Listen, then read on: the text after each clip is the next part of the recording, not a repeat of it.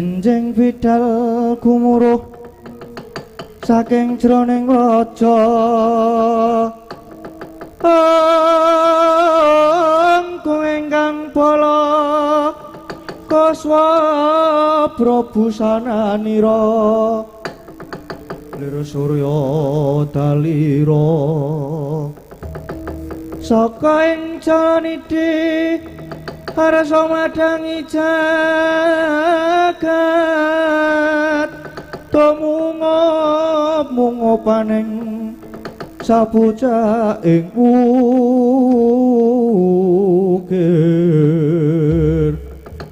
marabak bang sumerat keneng soroting surya mega lan gunung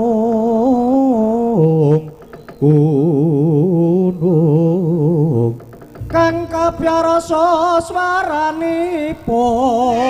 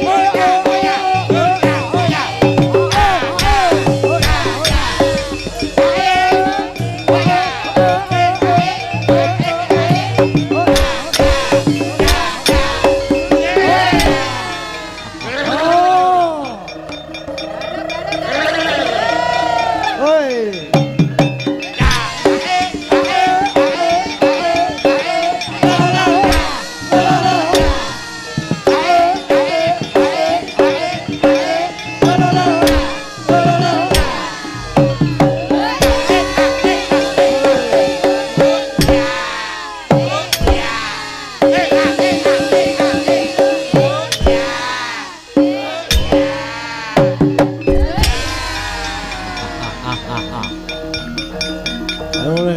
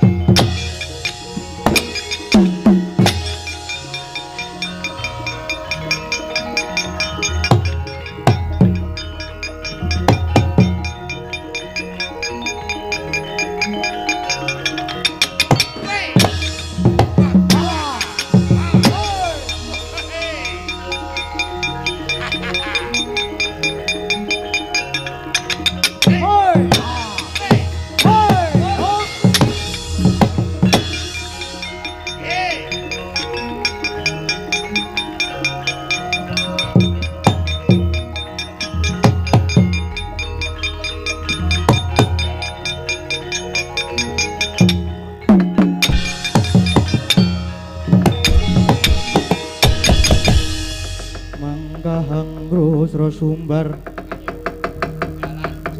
keterlindu bumi kunjing waludo kuntur ketuk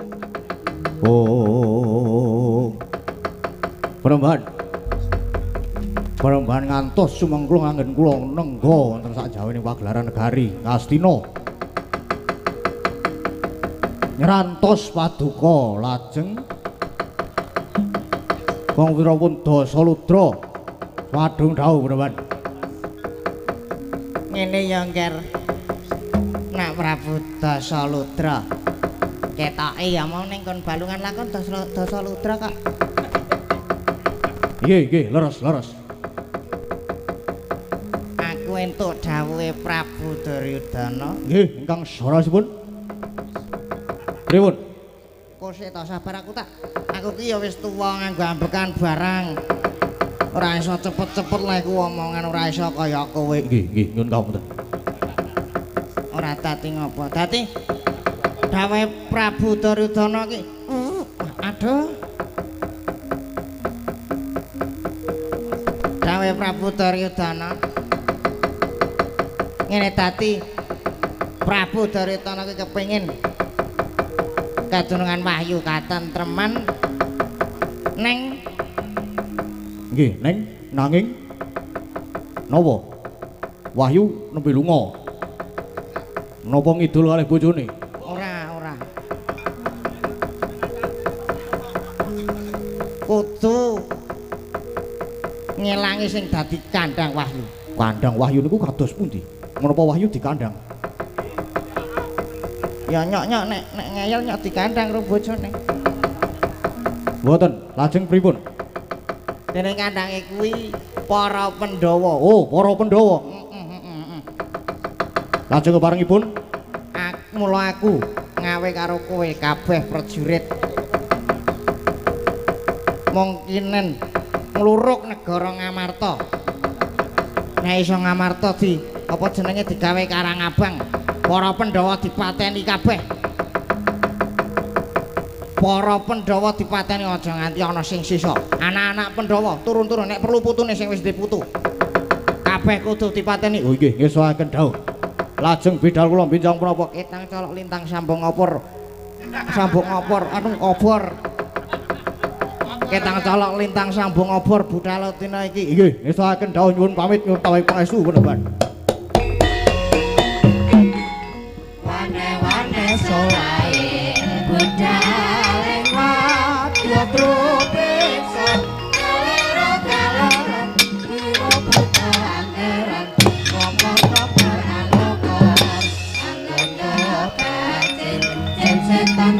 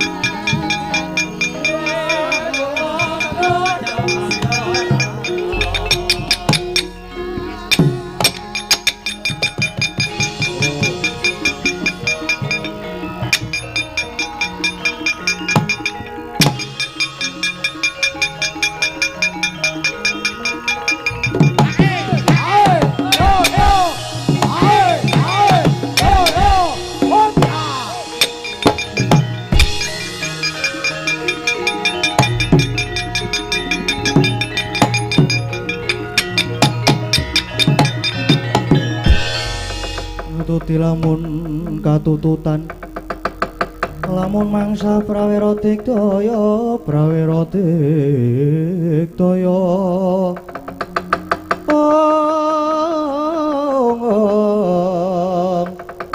Nangkono magawe klarira wang oh adalah lagi aku tekan tapel atas negara Ngamarta kedadak ana satriya ingkang nyegat kelawan lakuku sak prajurit sak rombongan dicegat sawa aku ya lagi ngrundani negara Ngamarta lah kok rantak-rantak barisane mbuh wis ka negara ngendi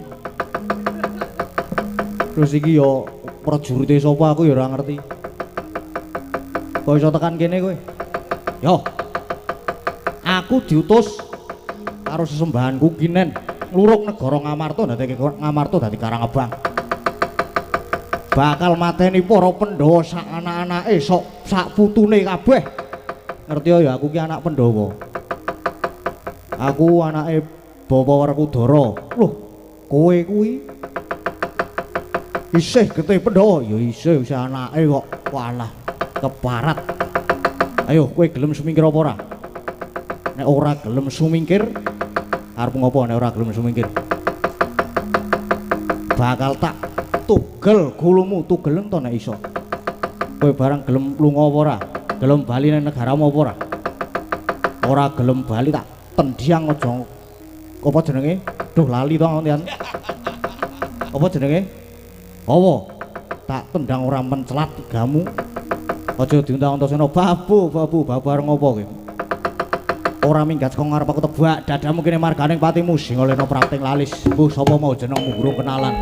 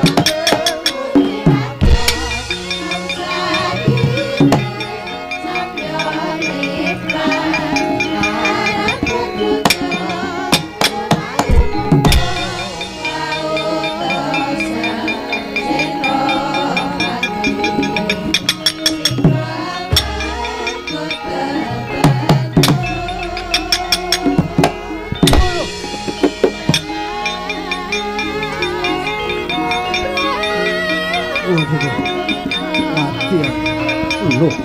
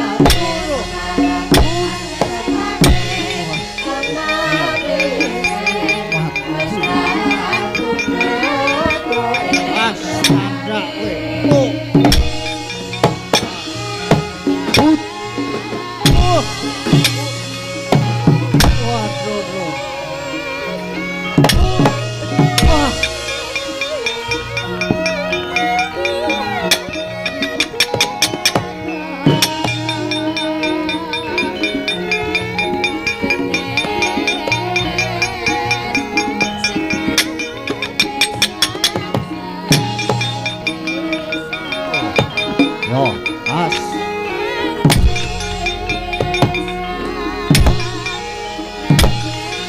Sian ora apa-apa, guri nyo guri.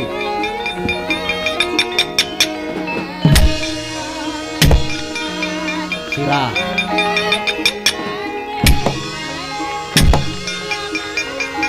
Yo, antemone.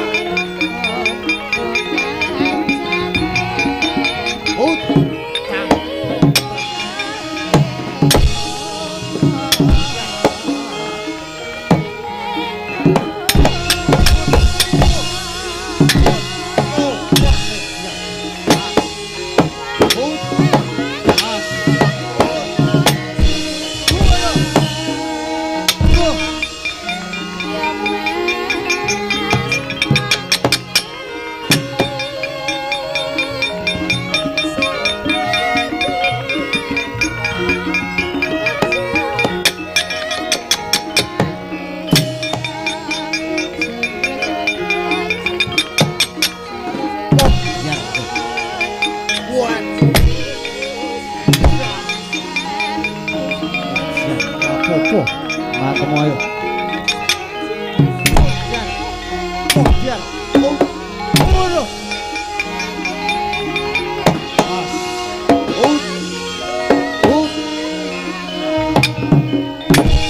Cocok tidak? Lihat.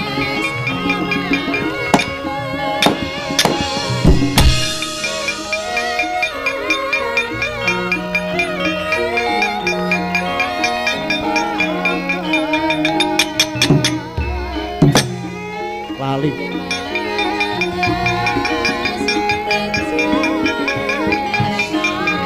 Yo.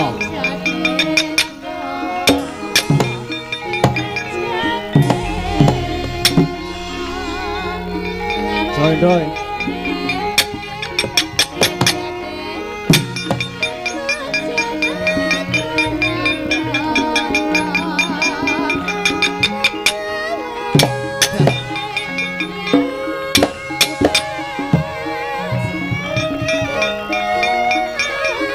Balik kira.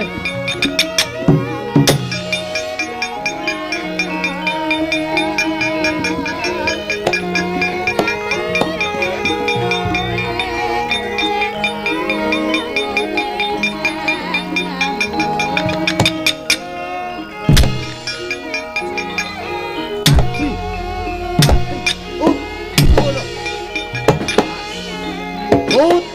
Aduh. Waduh.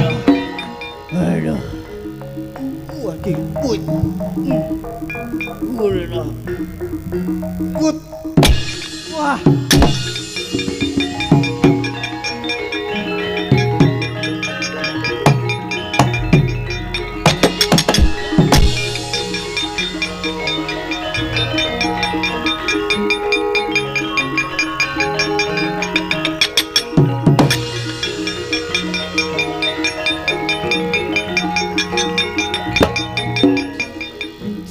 Sopo Gatotkaca? Majore. Wah. Diar. Waduh. Waduh.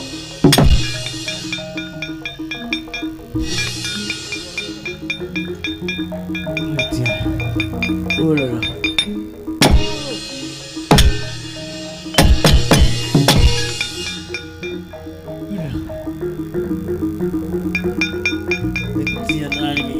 Wah.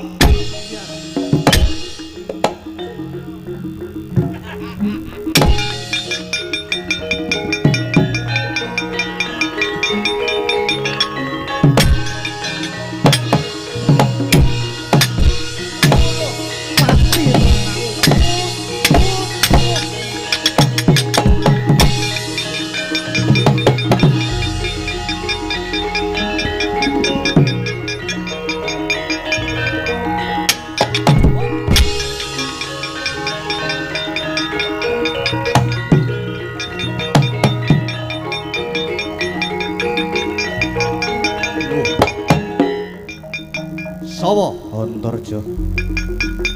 Sopo? Aku Temenggung Warja.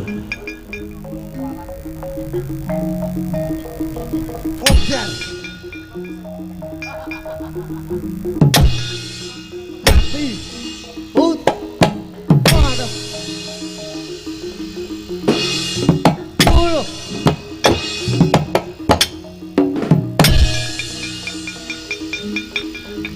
Waduh.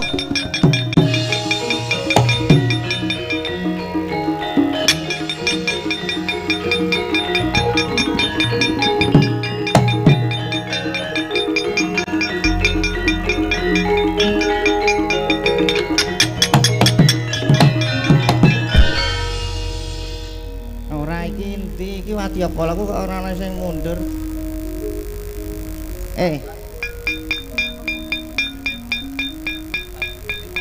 Aku ngenteni le do sambat teko rene je malah.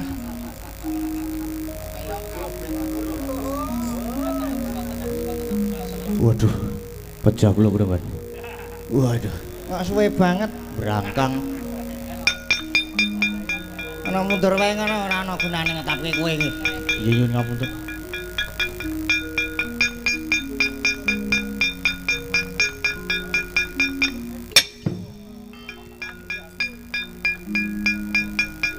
Apa? Nggih. Kepethuk Gatotkaca. Siapa?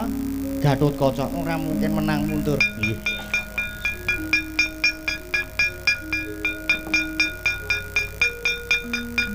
Apa kuwi raine kok mlonyok kuwi? Ya aku takon barang. Ngapa le mamang kaya ngono kuwi ngapa? Wah, aku. Ayo muter wae ngono.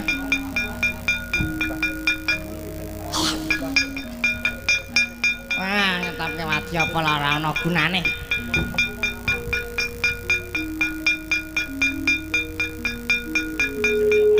Si ana sing iso dintelke apa ora kene?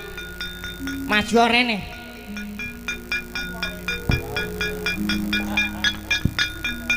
Pripun, Mang? Pripun, Bambang? Ora kowe iki wadyabala saka ngendi? Nggih, dipun pangaken kemawon kula menika saking Parangkusuma. Saka ngendi? Parangkusuma. Saka kana. Iso. Wis ora usah aku ora perlu kowe kono mundur wae wis ora aku arep ndakel. Nggih, Pun. Nggih, Pun, ngatur nggih, Pun. Sengit aku.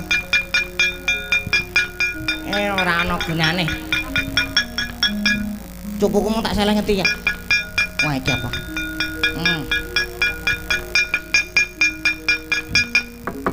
Ayo para Pandhawa do maju kabeh tak lebokne ning tubuh bodatimu kaya apa?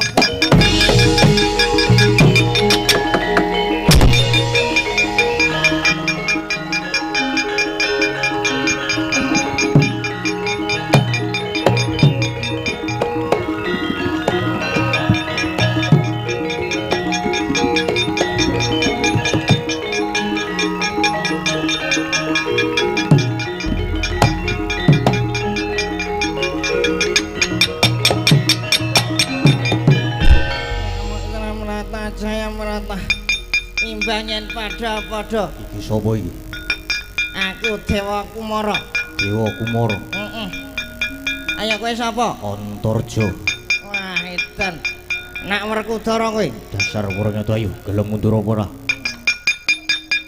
Mundur sak prajuritmu diundurke kabeh. Ora gelem mundur nek durung kelakon bedah negara Ngamarta.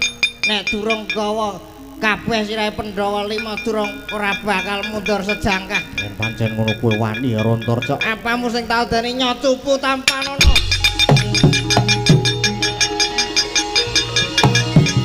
Satu.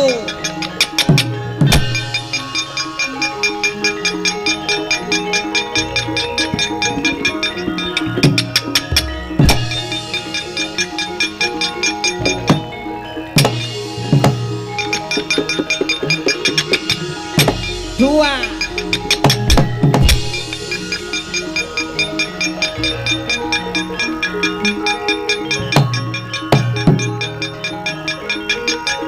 Wedan ampuh tenan, Den.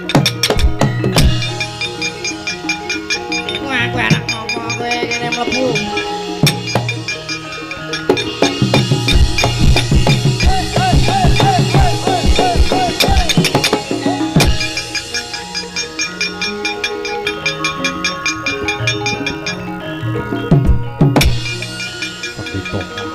Tapi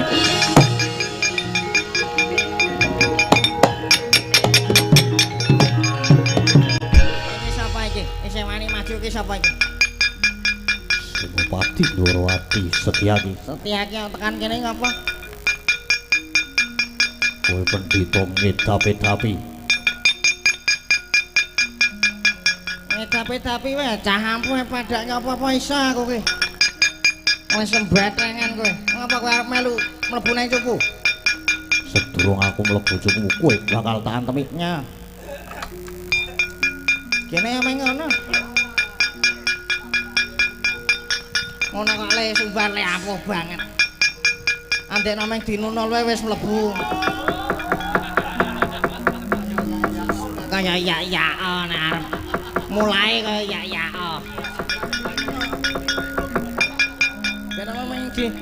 Ngono wis mak truk. Meng sedilit kowe wis rampung. Ayo, amuk para Pandhawa.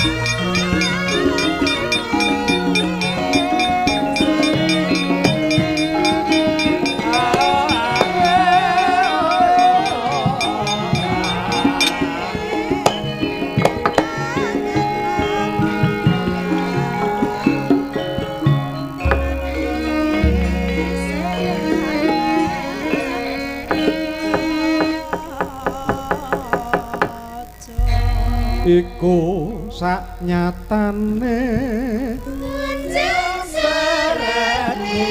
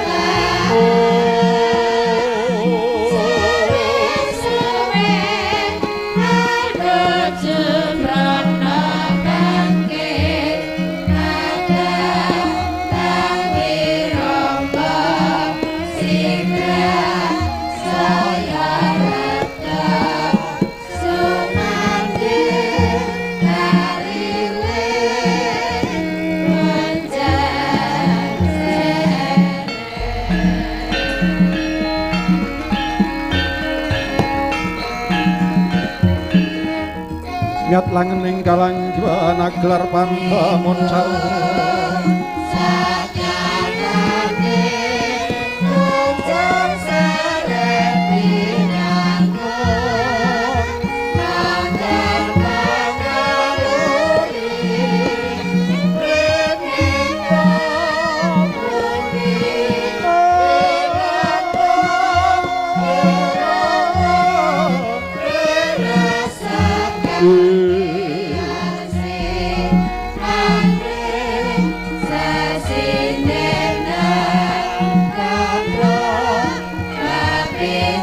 Tinan lir kegonang sureng sorote tan padang Kasor lan pacaring purnameng gegono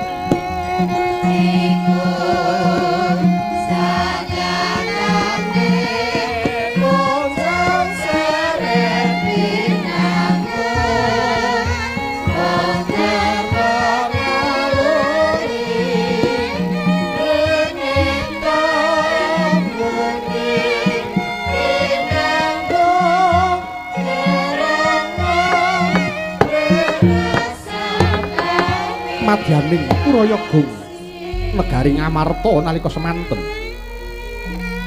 lenggah mungguing dampara kencana Sang Prabu Puntadewa denayap sangganing para satriya-satriya Pandhawa Raden Janaka Raden Werkudara miwah ingkang kadang kembar kemanikan nenggih Raden Nekula miwah Raden Sadewa bendatan kantun pepatih negari Ngamarta Patih Handakawana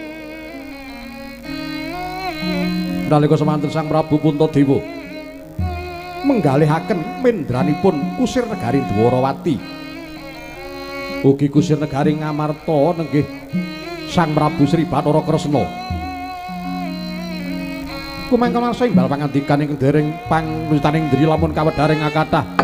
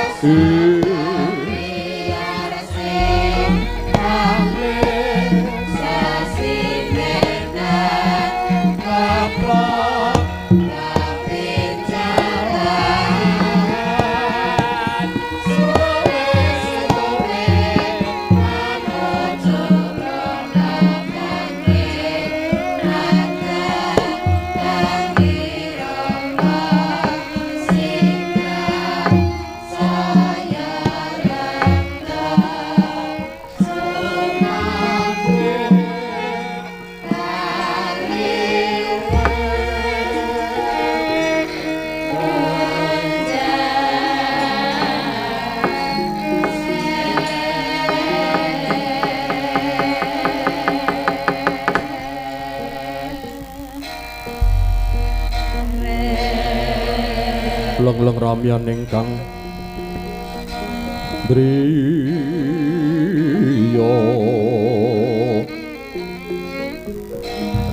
liriwang candra katawengan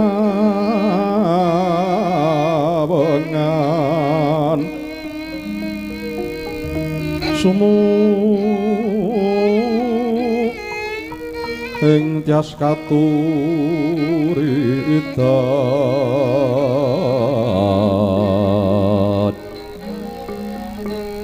limut kabiataning rujit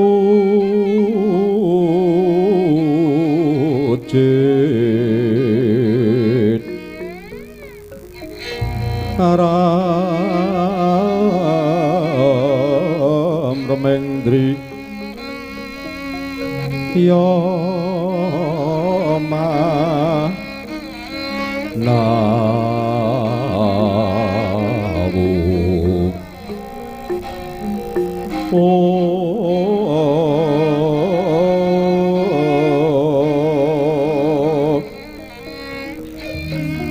kekuwunging yang biseso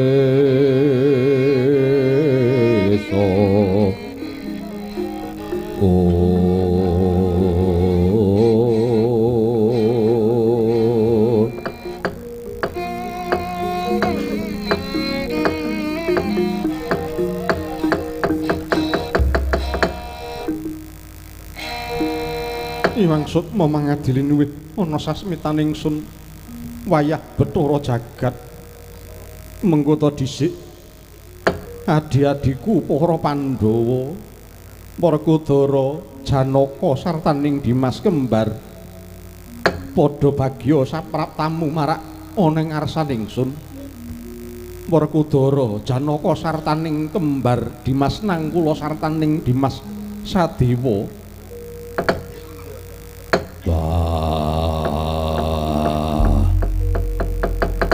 barep kakangku yo antuk pamujine barep kakangku ora nemu alangan sewiji apa basaku katura barep kakangku iya adikku Werkudara bebeteng ing negara Ngamarta di tak tampa jeneng para siadi ngaturake pangabekti marang pun kakang pangestuku tampanana ya Werkudara. Wah, iya tak gegem dadi jimat. Semanten ugi kula Kaka Prabu. Wilujeng boten manggihalangan setunggal menapa durga mendhak kala sirna Kaka Prabu. Keparing ing rayipun Arjuna ngaturaken sembah pangabekti mawan tuantu kunjuk Kaka Prabu. Iya. Janaka wis tak tampa pangestunipun Kakang Tampanana Yadi. Inggih sanget anggen kawula mundi Kaka Prabu. Semanten ugi Kaka Prabu wilujeng lampah kula bekti kula katur Kaka Prabu. Semanten ugi kula Kaka Prabu bekti kula katur Kaka Prabu. Iya. Dimas kembar wis tak tampa jeneng para ngabekti marang pun Kakang. Pangestuku Tampanana lan ora liwat penak nanggonmu lungguh ya kembar. Kawula nuwun nggih. Kula kinten sampun boten kirang prayogi Kaka Prabu. Kawula nuwun nggih Kaka Prabu. Kula kinten sampun boten kirang prayogi Kaka Prabu. Semono uga Patih Andakawana padha becik sapraptamu lan prayoga nanggonmu lungguh ana ngarsaning sun Patih Andakawana. Allah non iki. Sinuwun simpaten punden kula, bekti kula katur sembah sungkem kula mugi katur wonten ngarsa paduka. Sinuwun jimat punden kula. Iya. Patih Andaka menawa tak tampa penak nanggonmu lungguh Patih. Nggih. Kula kita sampun boten kirang prayogi sinuwun. Adiku di Werkudara lan Janaka yektining rikalenganipun Kakang nimbali marang kowe kabeh mlumpuk ana ing praja Ngamarta. Sebab apa di? Iya sebab Pandhawa iku bebasan ndok sak petarangan. Umpama netes siji kabeh kudu melu mukti, nanging yen pecah siji kabeh kudu melu ngrasakake. Iku kang sepisan kang angka loro di. Bebasan Pandhawa iku jaran, Pandhawa iku kusir. Prabu Kresna iku kusiring Pandhawa ingkang tegese pumrembyaing asta jumangkaing suku para Pandhawa tanpa guna yen tanpa ana kendalining kusir. Mongko Werkudara mus pirang-pirang pangupadaya lan pangreka daya kanggo ngawuningani menyang endi mendrane Koko Prabu Sri Bathara Kresna nanging durung ana trontong-trontong pepadang di adikku Werkudara. Wah iya barep kakangku. Ya senadyan to gedhe cilike Kresna Wilirwang sesanggeman. Sebab Pandhawa kuwi ana apa-apa mung tarene karo Kresna kakangku.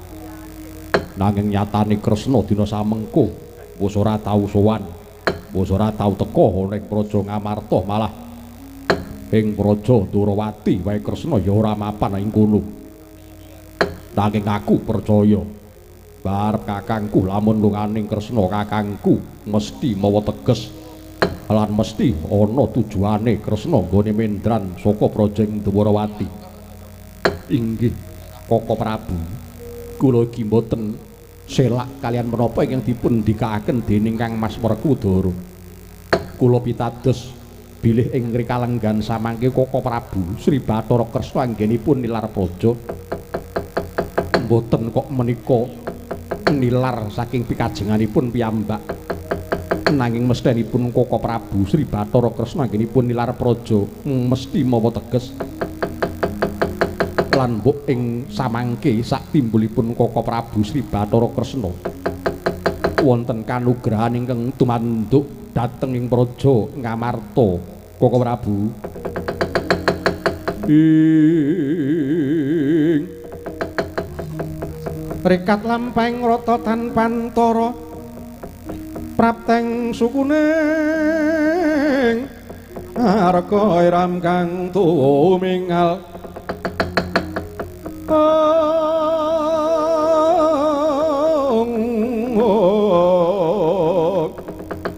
iram kang tumingal dendeng saengga praja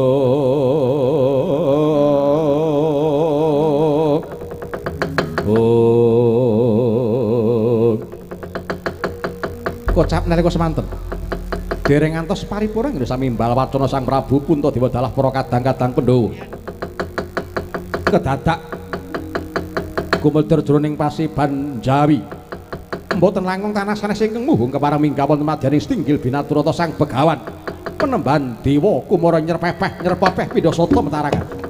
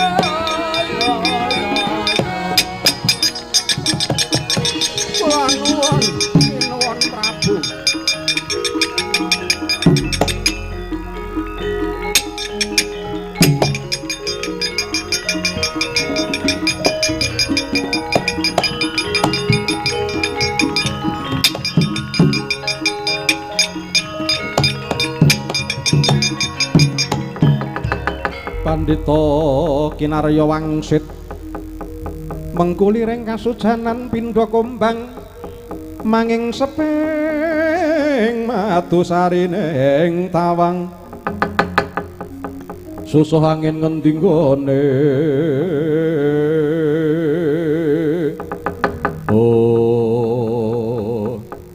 nun amit pasang kaliman tapi tinebena ing ila dini dumawaing tawang towang sinuwun nderek nepangaken tuwin nyuwun pangapunten menawi kula lanyo-lanyo kepareng wantun minggah madyaning Stinggil Binaturata. Inggih penemban nitik sandang tuwin penganggo panjenengan menika wujuding pandhita tuwin brahmana. Inggih lakar kaleresan mekaten sinuwun lajeng darbi pikajengan menapa sang panemban. Inggih nderek nepangaken nami kula penemban Dewa Kumara sinuwun. Bilih sowan kula menika mundi dawuhipun para Jawata ingkang karya jagat. Dinten samangke kula dipun dawuhi supados kangge hanyuak dumadining dartaing jagat ing dipun sebat perang Baratayuda Jaya Binangun. Inggih menika perang gegempuran antawisipun Pandhawa kaliyan Kurawa. Bebasanipun perang tunggil darah. Pandhawa lan Kurawa menika tunggil darah. Ning kenging menapa kok kedah sami bentak sirah madyaning Baratayuda Jaya Binangun sinuwun. Saestu kula mboten goroh, kula mboten dura. Dinten samangke saged gagar wigar sagedipun wiradati dumados ing perang ageng gegempuran Baratayuda Jaya Binangun menika. Menawi para Pandhawa lan para Kurawa makempal dados tunggal wonten negari Ngastina. Pramila sinuwun supados kangge anyirep mendung peteng supados sampun ngantos dados jawah deres teman dadosaken banjir getih. Kula suwun para Pandhawa dinten samangke tata-tata siaga tumunten bidal dhateng negari Ngastina sinuwun. Mangancur lakuning angin gugorang-graning arga Gura-gurnita kagiri-giri horeg bumi kang pragempa. Oh Werkudara, wah piye Siadi tak kira wis nyumurupi lan mangerteni apa kang diandharake dening Sang Begawan Dewa Kumara iki. Werkudara, wah iya yen pancen kekarepane Dewa Kumara apik ora ana alane yen to barep kakangku sarta para Pandhawa manut karo dawuhe Begawan Dewa Kumara. Inggih Kaka Prabu, menawi kula sawang liringen netra kleceming lati mboten wonten tumindak dura sembada ingkang dipun tandukaken dening Sang Penembahan Begawan Dewa Kumara Kaka Prabu. Iya di Werkudara lan Janaka sarujuk. Dimas Sedewa kepiye? Jeneng para sarujuk apa ora Dimas Sedewa? Mangke rumiyin Kaka Prabu kula ing bari nanduki dhateng Sang Begawan Dewa Kumara menika Kaka Prabu.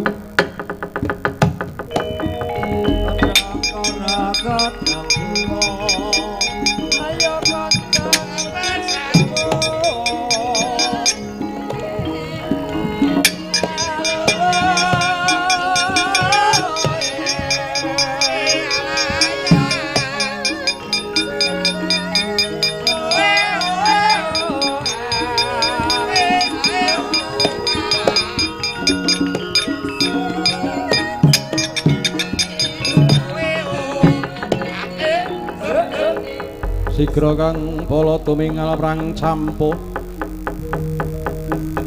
samya ngetalilir kadhek weleting gata danyanggung manguncang nidi. Oh nun sewu menika sinten? Ya Penembahan ditepungake wae. Aku salah sawijining saka Pandhawa. Aku ragil Pandhawa jenengku Raden Sedewa. Oh, menika to. Inggih Raden. Kados pundi kepareng majeng lenggahipun Raden Sedewa? Penembahan. Tak rungokake gunemu saka ngarep nuwun sewu lho yen aku nungkak krama. Inggih mboten dados menapa Raden. Tak rungokke gunemu saka ngarep mau apik lan cocok karo batin-atine Sedewa. Nanging bareng Sedewa krungu lamun to Penembahan Begawan Dewa Kumara bakal manunggalake Pandhawa lan Kurawa kinarya sarana nuwak jangkaning jagat kang sinebut perang Baratayuda Jaya Binangun. Nuwun sewu Penembahan. Aku rada ora sarujuk nuwun sewu lho. Penemu kuwi dipikulihake sapa wae duwe penemu nanging perkara jangkaning jagat sing disebut perang Baratayuda Jaya Binangun mau bebasaning Pandhawa lan Kurawa kuwi durung lair. Perang gegempuran Baratayuda Jaya Binangun kuwi mau wis digadhang, wis ditulis karo Dewa. Lah umpama dina samengko penembahan Dewa Kumara kuwi bakal murungake perang Bratayuda Jaya Binangun nuwun sewu.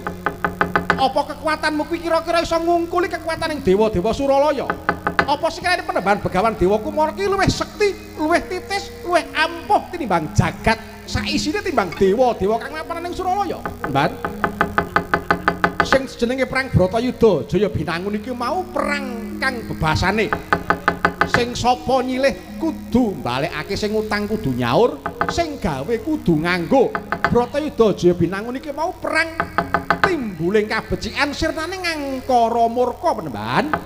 Lah nek nganti perang Bratayuda Binangun iki mau ora nganti kelakon, tegese penembahan Dewa Kumara bakal ngombyongi lan nyubur ngerabuk tindak angkara murka Budi Candala penembahan.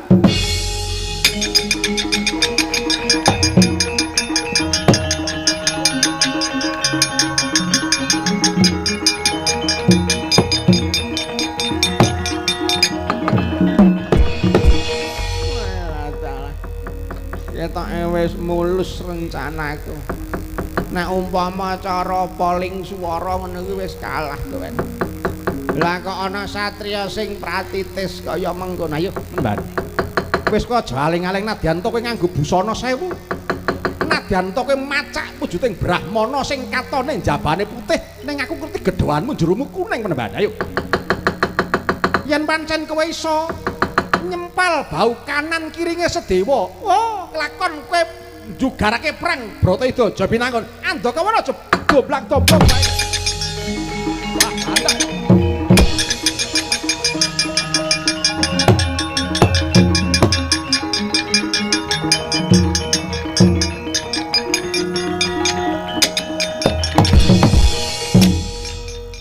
Wah. Wong lanang kok cerewet kaya wong wedok. Kula menika namung ngimutaken Kang Mas, ngimutaken. Sapa sing ngemut? Ngimutaken nika ngelingaken. Ya ini kok ngemut apa lah. Mboten ngimutaken. Sebab nuwun sewu kok Prabu. Iya Dimas Sedewa kepiye? Pangandikanipun Begawan Dewa Kumara menika sampun mawi sihir nuwun sewu. Sampun mawi daya wisa utawi wonten gendamipun. Gendamu. Inggih sampun wonten daya kegiatanipun ingkang dadosaken Kang Mas Werkudara, Koko Prabu Puntadewa, Kang Mas Janaka menika kadidene kenging hipnotis ngaten. Wah, mosok. Nggih. Wah, mula aku banjur sarujuk. Inggih. Mila kula mulat bilih wonten niat ing ngawon saking penembahan Begawan Dewa Kumara. Wah, apike piye? Kedah dipun singkiraken. Iya Dimas Sedewa, yen pancen kaya mangkono Janaka Werkudara, mung aku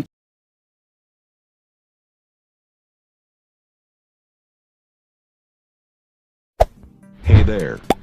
Subscribe to my channel. And also press this bell icon.